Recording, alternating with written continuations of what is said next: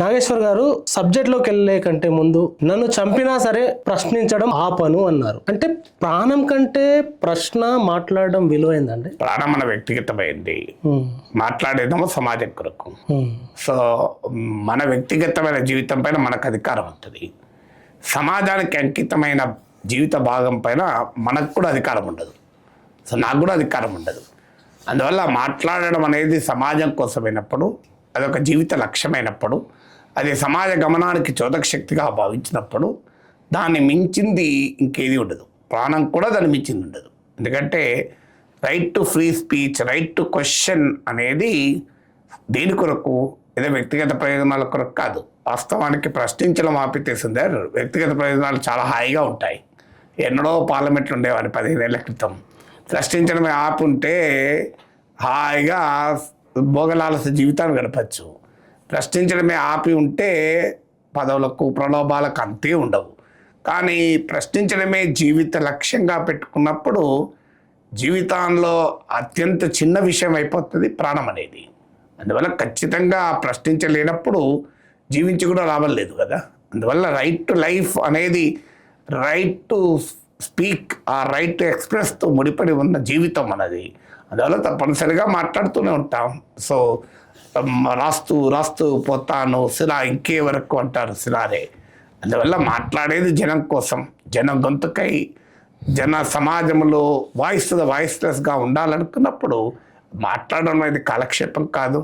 మాట్లాడడం అనేది ఒక ఉద్యమ లక్ష్యం. అది. థ్యాంక్ యూ అండి, చాలా ఇన్స్పిరేషనల్గా చెప్పారు. కాక్రోచ్ ఉద్యమం పేరుతోటి విద్యా వ్యవస్థలో జరిగిన లోపాలపై విద్యార్థులు, యువకులు పెద్ద ఎత్తున ఉద్యమం చేశారు. విద్యాశాఖ మంత్రి ధర్మేంద్ర ప్రధాన్ రాజీనామా చేశారు. ఇప్పుడు E20 పార్టీ పేరుతోటి ఇన్స్టాగ్రామ్ పేజ్ ఒకటి అది ఏర్పాటైంది. మనం ఇంటర్వ్యూ చేస్తున్న సమయానికి 3 లక్షల సబ్స్క్రైబర్లు వచ్చారు. సో ఎట్లా చూడాలి? ఒకటి సమస్యకున్న డెప్త్. ఇవాళ 2023 తర్వాత మ్యానుఫ్యాక్చర్ అయినటువంటి వాహనాలకు మాత్రమే E20 కంపాటిబిలిటీ ఉంది. మిగతా ఏవి E20 కంపాటిబుల్ కాదు. ప్రభుత్వమే పెట్టుకున్న లక్ష్యం 2030 నాటికి E20 ఎథనాల్ బ్లెండింగ్ను 20% తీసుకురావాలి. అంటే 20% ఇథనాల్, 80% ప్యూర్ పెట్రోల్ అని. కానీ రికార్డుల మీద క్రేజీ ఉండే ఈ ప్రభుత్వం ఏం చేసిందంటే 5 ఏళ్ల ముందే ఆ టార్గెట్ బద్దలు కొట్టి 2025 నాటికే 20% ఇథనాల్ బ్లెండింగ్ సాధించారు.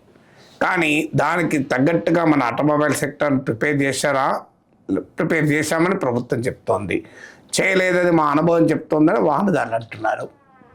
సో వాహనదారుల నుంచి వచ్చే కంప్లైంట్లు ఏంటంటే మా వాహనాలు దెబ్బతింటున్నాయి, మెయింటెనెన్స్ కాస్ట్ పెరిగిపోతుంది, మైలేజ్ పడిపోతుంది, ఇంజన్లో కంప్లైంట్స్ వస్తున్నప్పుడు ఏకంగా ఛత్తీస్గఢ్లో అయితే ఒక కన్స్యూమర్ ఫోరం 20 లక్షలకు పైగా మీకు చెల్లించమని మారుతి కంపెనీని ఆదేశించింది కూడా.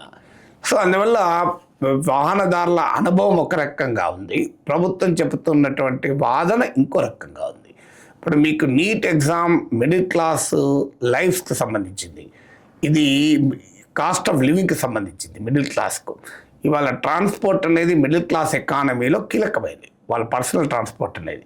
ఇవాళ మనకు పబ్లిక్ ట్రాన్స్పోర్ట్ సరిగా లేని మన దేశంలో, రిలయబుల్గా లేని మన దేశంలో మధ్యతరగతి తమ జీవనోపాధి కొరకు ఉపయోగించేటువంటి అత్యంత కీలకమైన సాధనం వెహికల్. సో అందువల్ల పర్సనల్ ట్రాన్స్పోర్ట్ అనేది మిడిల్ క్లాస్ లైఫ్తో ఎంబెడెడ్ అయి ఉంది. అందువల్ల మిడిల్ క్లాస్ పెద్ద ఎత్తున స్పందిస్తోంది, మిగతా క్లాసెస్ కూడా స్పందిస్తున్నాయి, మిడిల్ క్లాస్ మరింత ఎక్కువగా స్పందిస్తుంది. దీనికి తోడు టూర్ ఆపరేటర్స్, ట్రాన్స్పోర్ట్ ఆపరేటర్స్ కూడా తమ ఆందోళన వ్యక్తం చేస్తున్నారు. ఎలా నీట్ ఎగ్జామ్ పైన ఏ రకంగా అయితే డినై అనే మోడ్లో ప్రభుత్వం పనిచేసిందో ఇప్పుడు కూడా అదే మోడ్లో, డినై మోడ్లో పనిచేస్తుంది. అంటే అసలు మైలేజ్ తగ్గదన్నారు, ఇప్పుడు తగ్గుతుందని అంగీకరిస్తున్నారు, కానీ కాస్త తక్కువే తగ్గుతుంది అని అంటున్నారు. మరి తక్కువే తగ్గినప్పుడు ఆ నష్టపరిహారం ఎవరు చెల్లించాలి? ఇప్పుడు బ్రెజిల్లో మీకు ఇథనాల్ బ్లెండెడ్ పెట్రోల్ చాలా ఎక్కువ వాడతారు, కానీ ఆడ ఇథనాల్ బ్లెండెడ్ పెట్రోల్ ప్యూర్ పెట్రోల్తో పోలిస్తే 30% చీప్ అవుతుంది. ఇక్కడేమో ఇంధన భారము తగ్గదు, ధర తగ్గదు, కానీ ఇథనాల్ బ్లెండింగ్ చేసుకోమంటారు. సో ఈ అంటే కంపెన్సేషన్ ఏమో ఉండదు, కానీ భారం మోయాలంటారు. సో ప్రభుత్వం అసలు వాహనాలకు ఇబ్బందే కాదు అని వాదిస్తోంది. అసలు ప్రభుత్వం దగ్గర లెక్కలే లేవు. ఇవాళ పార్లమెంట్కి ఇచ్చిన రిపోర్ట్లో అడిగారు పార్లమెంట్లో, ఇథనాల్ బ్లెండెడ్ పెట్రోల్ కంపాటబుల్గా ఎంత శాతం వెహికల్స్ ఉన్నాయి ఇండియాలో అని అడిగితే మా దగ్గర డేటా లేదు అని ప్రభుత్వం చెప్పింది. అంటే మీకు ఇథనాల్ బ్లెండెడ్ పెట్రోల్ కంపాటబుల్గా వాహనాలు ఉన్నాయో లేదో కూడా ప్రభుత్వం దగ్గర డేటా లేకముందు ఇథనాల్ బ్లెండెడ్ పెట్రోల్ ఎట్లా ప్రవేశపెట్టారు మీరు? గవర్నమెంట్ ఇచ్చిన దగ్గరే గవర్నమెంటే చెప్తుంది మా లెక్క లేవు అని. అంటే వాహనాలు ఇథనాల్ బ్లెండెడ్ పెట్రోల్ కంపాటబుల్ కాకముందే మీరు ఇథనాల్ బ్లెండెడ్ పెట్రోల్ పెట్టేశారు. దాంతో ఇవాళ ఏ స్థాయికి వెళ్ళిందంటే సర్ప్లస్ ఇథనాల్ ప్రొడక్షన్తో ఇండియా ఇబ్బంది పడుతుంది. ఇది ఎన్విరాన్మెంటల్ కన్సర్న్స్ రైజ్ చేస్తుంది, ఫుడ్ సెక్యూరిటీ కన్సర్న్స్ రైజ్ చేస్తుంది. ఇంత జరుగుతున్న నో కన్సల్టేషన్, డినై మోడ్లోనే ప్రభుత్వం ఉంది. ఎలాగైతే నీట్ విషయంలో డినై మోడ్ ఉందో ఇప్పుడు కూడా, ఇక లేదంటే ఆరోపణ మోడు. అంటే వీరి వెనకాల ఎవరో లాబీ ఉన్నారు, ఈ కంపెనీ లాభం ఉంది, ఆ కంపెనీ లాబీ ఉంది అని చెప్తున్నారు. సో ఇది కూడా అంటే ప్రభుత్వం ఏ రకంగా మీకు యంగర్ జనరేషన్ జెన్జీపై నీట్ రూపంలో యుద్ధం ప్రకటించిందో, ఇలా జెన్జీ మిలీనియల్స్ పైనే కాదు అన్ని రకాల సెక్షన్ల పైన ఒక రకమైన వార్ ప్రకటించింది ప్రభుత్వం E20 పెట్రోల్ ధర. అందువల్ల దీనిపైన ట్రాన్స్పరెన్సీ లేదు, అకౌంటబిలిటీ లేదు అన్న ప్రశ్నలు ముందుకు వస్తున్నాయి కనుక ఇష్యూ జనాయిన్ కనుక ఆ రెస్పాన్స్ వస్తుంది. అయితే కాక్రోచ్ జనతా పార్టీ లాగా E20 జనతా పార్టీ సిమిలర్ మోడ్లో పోతే సక్సెస్ అవుతుందా? ప్యారడీ లాగా ప్రజలు అదే స్థాయిలో తిరగబడతారా? ఎందుకంటే అదోమో ప్రభుత్వ ఇన్కాంపిటెన్స్ గురించి నీట్ అనేది, ఇదోమో ప్రభుత్వ పాలసీ గురించి. పాలసీ మీద ప్రజల రెస్పాన్స్ ఎమోషన్ ఒక రకంగా ఉంటుంది, మీకు ప్రభుత్వ ఇన్కాంపిటెన్స్ పైన ఎమోషన్ ఇంకో రకంగా ఉంటుంది. అదేమో జీవితానికి సంబంధించింది, ఇదేమో జీవితంలో ఖర్చులకు సంబంధించింది. అందువల్ల ఇష్యూలో గ్రావిటీలో తేడా ఉంటుంది కనుక రెస్పాన్స్ ఎలా ఉంటుందో తెలియదు.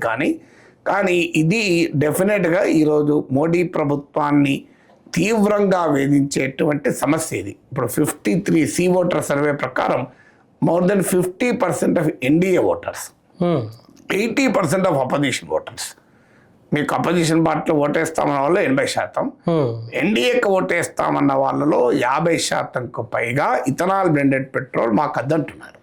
అందువల్ల ఇది ఒక పొలిటికల్ ఛాలెంజ్గా కూడా మోడీ ప్రభుత్వానికి మారబోతుంది.